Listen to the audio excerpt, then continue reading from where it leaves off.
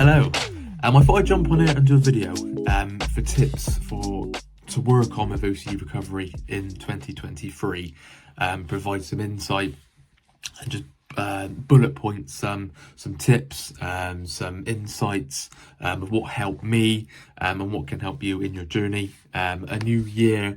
I know it's obviously just a new day. It's another day, but I know when you set a New Year's resolution, it could be, look, one of my main goals this year is to get better or to recover from OCD. Okay, and this is some of the work that will be needed. I've tried to pop it all in a brief way, and I'll explain each point of the main tips that you can use to get better from OCD. Okay, so initially, when you might first come to therapy or first come to OCD recovery, first go to a webinar, one-on-one, one-to-one, whatever, the first thing I can advise is initially bring it for the ride. Now, the reason I say that is because, of course, we need to look into our beliefs, we need to do our exposures, but that can seem quite daunting at first. You got to think this is the very initial time. So first is getting back out there and bringing it for the ride. So living your life regardless, okay? Wearing your uncomfortable sensations, your uncomfortable feelings, wearing it like an uncomfortable coat. Okay, not putting stuff off because you feel chronic guilt, or because you're chronically anxious, or because you're having panic attacks. Not putting stuff off. Okay, if I relate to my personal journey, I remember being at work and the anxiety was just pumping away, or just trapped in a rumination guilt cycle from events in the past or false memories in the past. A thought coming in at a certain time, or dreading a thought coming in. I remember having panic attacks out with friends. I remember being at sporting events, music events, and just so locked up in a chronic guilt, thinking, how on earth can I enjoy this? Right, I'm so glad I did those things, because I was bringing it for the ride. I was showing OCD, look, no matter how I feel, no matter what you throw at me, I'm going to still live my life regardless and go out there and enjoy myself. All right, so I think initially that is the first thing, an important bit you can do. Go out there and go and live your life. All right, and that leads me on to my next point, and that's building a healthy life structure. Like I said, getting back to work if you're not working, getting back into some sort of routine, not lying in bed till 10 a.m, 11 a.m, and just not getting out of bed. I remember at times getting out of bed was the most difficult task for me. So getting out there as soon as your alarm goes off, going to work, or doing what you had planned, going seeing friends, going seeing family, not putting life off, building that healthy life structure. Exercising, a big crucial one for me, and maintaining my life structure now. I do lots of running, lots of dog walking. You've seen my dog in previous videos, so that's great for long big hikes with him. Not as mad as Nick, but I could go on nice dog walks with him. When I was really bad and really suffering, I put on quite a bit of weight. That just got out of control. I mean, my eating went through the roof, just lazy, stress, quick eating. So because I was so caught up in my suffering in the cycle, I'd go and have a pizza, or I'd just go and get a quick takeaway. Now, there's nothing inherently wrong with having a takeaway.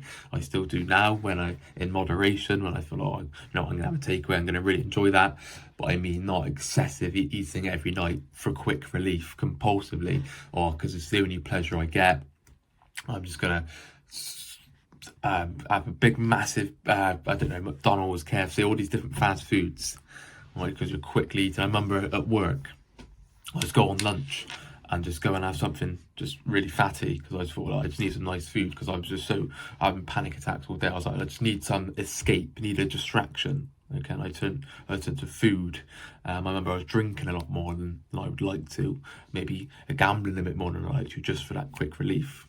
All right, but they're unhealthy addictions. Nothing inherently wrong with that, in moderation, but when you're using it for a quick relief, and to chase a feeling, or just to escape the suffering, that is when it becomes a problem. Getting out socialising again, not avoiding seeing friends, not avoiding seeing family, something I did for many years. All right, go into that event, no matter how you feel. You might be anxious at a football match. You might be anxious at a music concert. You might be anxious going to a museum, going to a cinema. You might be anxious. You might be locked up in a chronic guilt rumination cycle. You might be. All right, not putting life off. Another point I like to speak I lost interest in habits and habits in hobbies and my just interest in general. So I just became disinterested. I didn't really care. So an advice I'd like to give is try and rediscover your interests and your hobbies. All right, no matter how difficult that feels, no matter how shit you feel, I understand that you could be the last thing I want to do is go. I don't know. You might enjoy walking, and you might have not done it for ages because you're feeling so shit, you're so locked up in panic attacks and from an event in the past, chronic guilt or sensations. You're just so focused on how you feel. You've given up stuff you've enjoyed. So try and go back to that. And it goes back to the point of doing stuff, living life regardless, even no matter how rubbish you feel. I remember losing interest in a lot of things. I became quite disinterested in life in general. Just now, things of like I'm just like wow, like in nature, for example. If I see a lovely view, I'm like wow, that's amazing. Just taking it all in. And back when I was really suffering, I'd be like that. It doesn't mean anything. All I care about is what I'm locked up in or a chronic guilt event in the past, whatever. I wouldn't take in anything. Right, so just try and rediscover that interest. Alright, so we'll move on to my next point. So that's mainly, like I've said, help life structure and bringing it for the ride initially. And then as we're focusing on our recovery journey more, and as we come to a few webinars, a few one-to-ones, really getting into the gist of it, we then look to our beliefs and look to our the books, which is I'm going to speak about now, sorry. Okay, so next point, reading the books on the reading list. If you go to OCD Recovery website, they're under the resources tab. They're listed on there. And you're making sure we're applying the tools in this book. We're not just reading or skimming through and say just like a tick box, right? I've read that. What's next? Well, you might be reading it, but are you applying the tools and the advice from the book? Are you applying it to your thinking? Are you changing your behaviours? Are you changing your beliefs? That's where the real change is going to happen, and that's when you'll see real progress, when you start applying the tools from the book. Right, we're not reading one book, not getting on with it, or we might be feeling worse, or just see no improvement and go, screw this, I can't be bothered anymore. I'm going to go back to doing compulsions. I can't be bothered, and that's it. Rubbish, all waste of time. All right, so being persistent, applying it persistently, having patience, and knowing that with the hard work, you're more than likely just going to see some improvement. All right, OCD recovery. It isn't rocket science, but it takes a lot of work, a lot of hard work, a lot of persistence. It's not an overnight fix. We all wish it was, but it's not.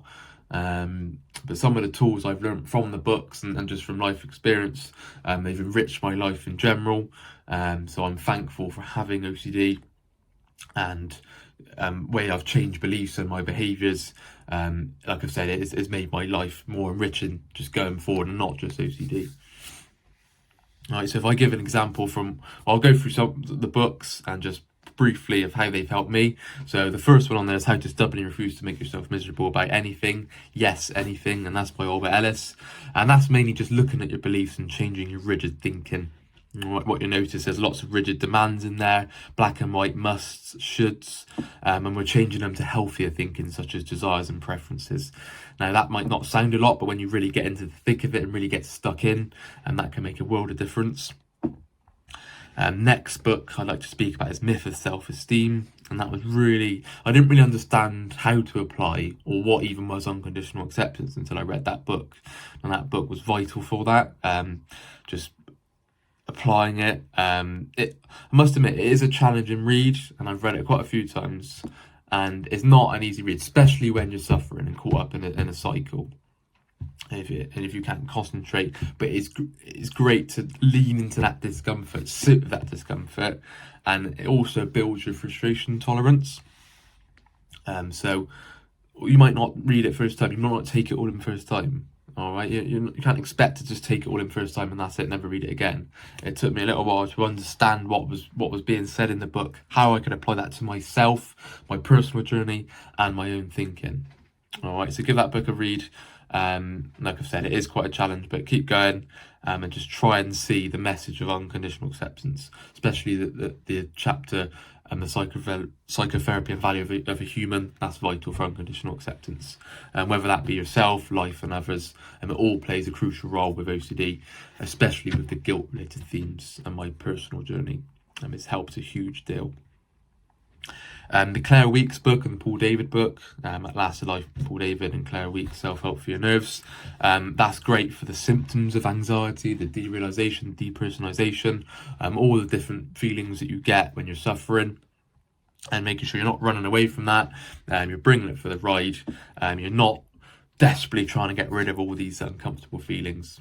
Right, we'll welcome them in, and it's all explained in those books, and it's really helpful. It wouldn't recover me personally alone just by reading those books. I know people with anxiety who have read those type of books and they've been, oh, that's me sorted. But when you're more latched on with a chronic OCD, especially with me, I need to sort of get under the fears and under the beliefs. But in regards to the symptoms of anxiety, it's huge, and where you're trying to, if you're feeling anxious one day and you're so desperately trying to get rid of the feeling, this is when those sort of books are really helpful, and you're bring it on OCD, give it your best shot, having that sort of mindset towards it. All right, and another book I'm actually reading again now because it's such an amazing book and such a eye-opening, fascinating book. It's Man's Search for Meaning. It's absolutely amazing for perspective. Sometimes I can catch myself moaning about the smallest of things, and I'm like, wow, once I read that book, it shows you can turn your greatest of struggles and your greatest of sufferings, as we can relate to our OCD suffering, we can turn that into meaning and purpose, and turn that into benefit in our life, all right, no matter how much we struggle. Now, from that book, I'd like to mention a very key quote. So this is quoted from the book, and it says, "Everything could be taken from a man but one thing, the last of the human freedoms, to choose one's attitude in any given set of circumstances, to choose one's own way." Now, I think that is a superb quote, and it really shows that no matter what external event, is our beliefs and our attitudes towards a circumstance. Now we're in control of our own destiny there. We're in control of our thinking. So we're showing no matter what happens, although of course we wouldn't agree with stuff, we wouldn't like stuff, we're not saying that, but we're saying we can control our beliefs and our attitudes towards those stuff that happens, OCD. Sipping my cup of tea there. Lovely cup of tea. Right, next point I'd like to make.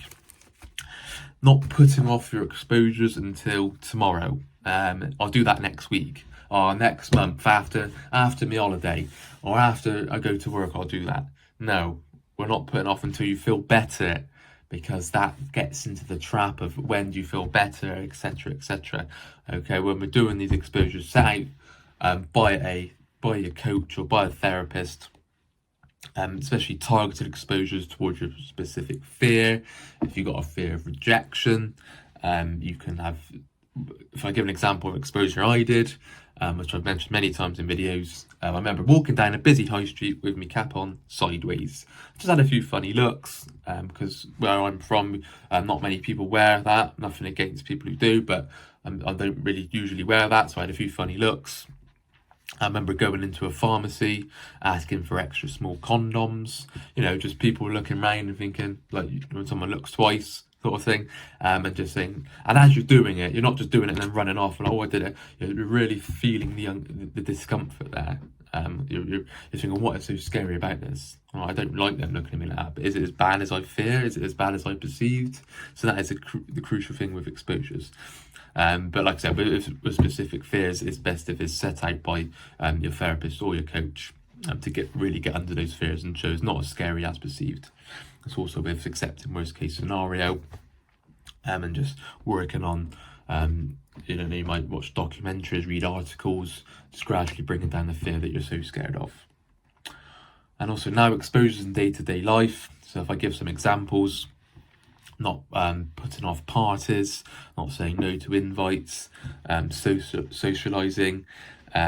Fear is a big one I find with exposures. So if I'm going, right, I really don't want to feel like shit again because I've got a holiday coming up, but I'm going to go, all right, if I feel a bit not as great, I can, look, I'm living my life regardless, no matter how I feel. So you're wearing those uncomfortable feelings. I'm feeling every sensation. Bring it on. I'm not going, okay, I'm not going to do anything because I feel rubbish or don't want to feel bad, so I'm going to start doing compulsions. So that's the main one with fear of fear, just bringing it for the ride, not putting stuff off as soon as you might feel not as good as again, or you might feel it coming back, or a new theme, or going back to square one. You're living your life still, no matter how you feel. That is exposure in itself. Okay, I can't highlight how important that is. Okay, like I said, wearing all sensations with specific themes. All right, so the next point I'd like to talk about is, and now this was the most vital thing I've suffered with POCD, false memory, real event OCD, cheating OCD, harm OCD. Any guilt related was my main theme. Obviously, it's tried to morph and move around and find new themes, but that was mainly what I was stuck on when I first came on the OCD recovery journey. Now, adopting unconditional acceptance. I can't highlight enough how important that is. Now, don't try and nail it first time and go, why isn't it working? I still feel like shit, I can't do it anymore. And that is where I went wrong initially. So I tried to write it down.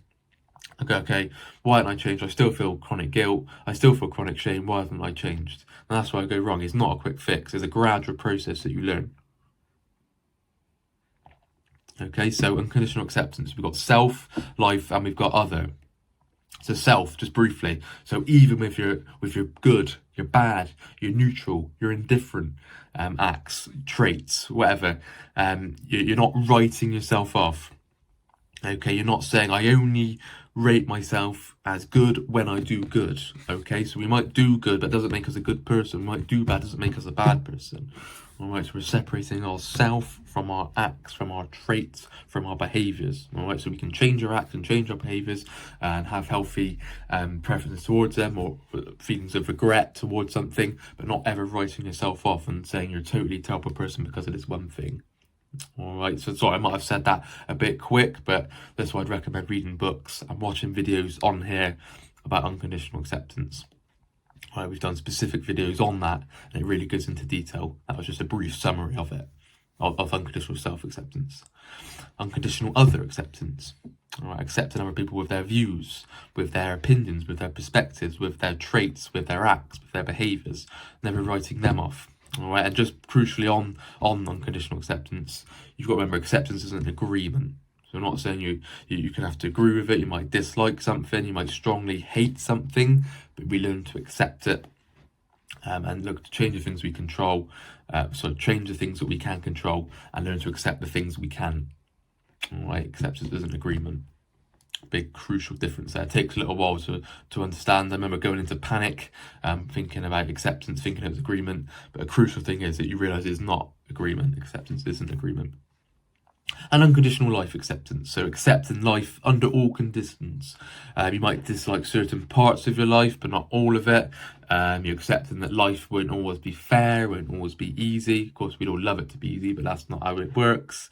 And same again with that. Acceptance is an agreement. So of course you wouldn't like that, but you learn to accept it. And with changing your thinking, you can be more accepting towards these things in life, or different life conditions that you may go through. And also beliefs, so disputing your irrational beliefs, that's my next point. All right, so looking at our rigid black and white demands and changing them to more healthy preferences.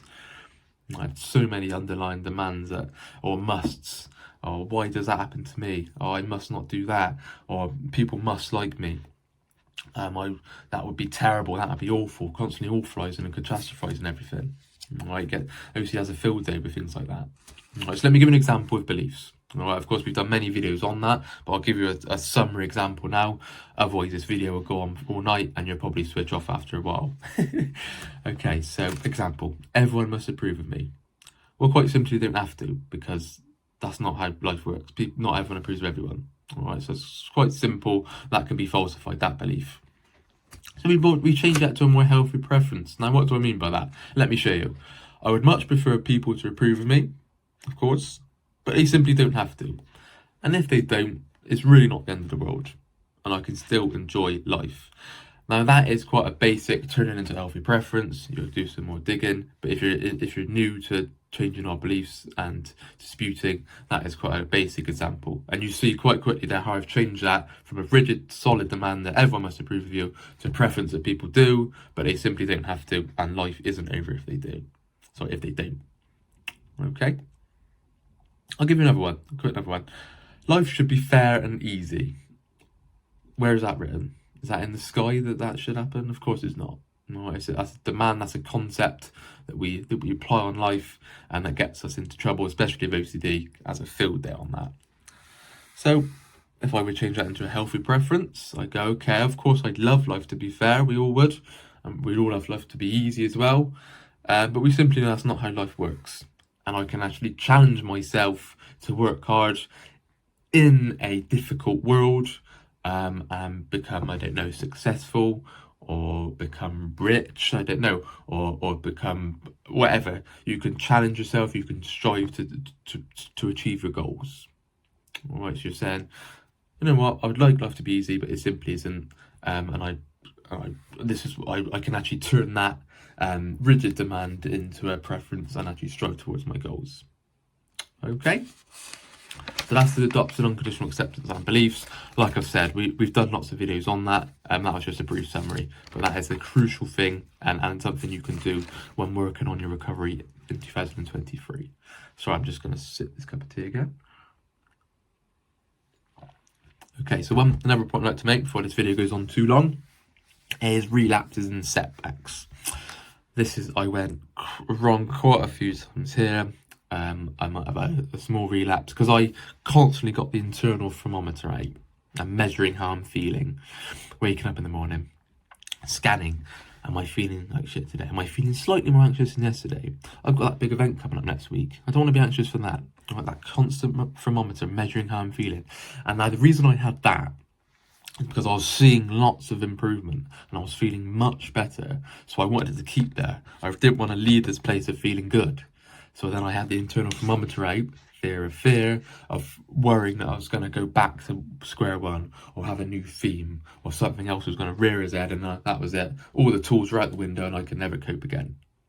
All right, so putting that internal thermometer down, realising that relapses and setbacks are all part of the journey. We all have them. I find relating to my personal journey, if I was coasting, the door would be slightly more open for relapses and setbacks if I wasn't quite putting in the recovery work.